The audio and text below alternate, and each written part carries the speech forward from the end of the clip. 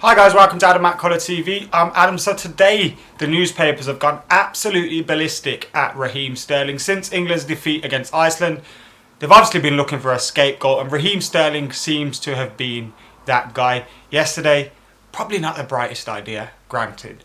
I think it was Snapchatted a lot of videos of a new home, which happened to be his mother's. Now, these guys have all jumped on it, saying that he's showing off this, that and the other. Firstly, a lot of people have said that it's slightly racist, and I think that's completely wrong. I think that's out of the window. I think the English press always look for a scapegoat. In the past, it's been Neville, Beckham, Rooney. None of those guys, they're white. So I don't think it's a race thing at all. With Raheem Sterling, is a young lad making a lot of money, and Man City bought him for a big transfer fee. So that's always going to attract headlines. But the pressure that he must feel under and all these headlines, it's so unfair, and it's typical of the English media. They build you up to knock you down. They've done it in the past, they'll continue to do it, and they'll do it in the future again. And that's happening with Raheem Sterling now. Now, I'm not his biggest fan. I don't think he's worth 50 million at all, but he clearly has some potential. And the amount of pressure they just keep pummeling onto these kids. Why is it when they don't succeed or they don't fulfill that potential that you act surprised?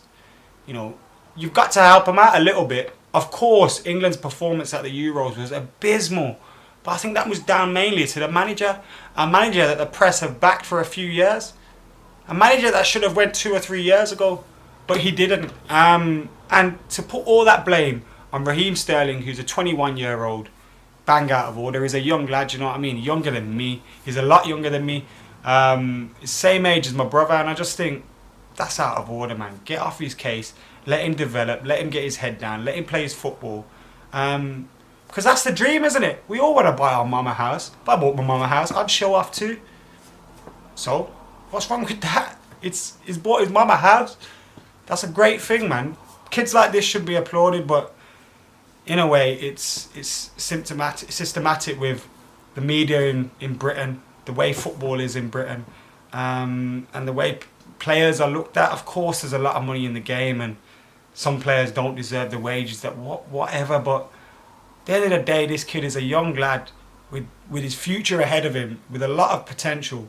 He could do an awful lot for the English national team in the future, but they just keep pummeling, and I think they just need to lay off him a little bit. I don't know, you guys may disagree with me. What do you think about Raheem Sterling's do you think he deserves all the headlines? I don't. He wasn't the worst player in that team. There was many players that were worse than him, and I think the team need to take it on the chin as a whole. Roy Hodgson and the team, not just Raheem Sterling.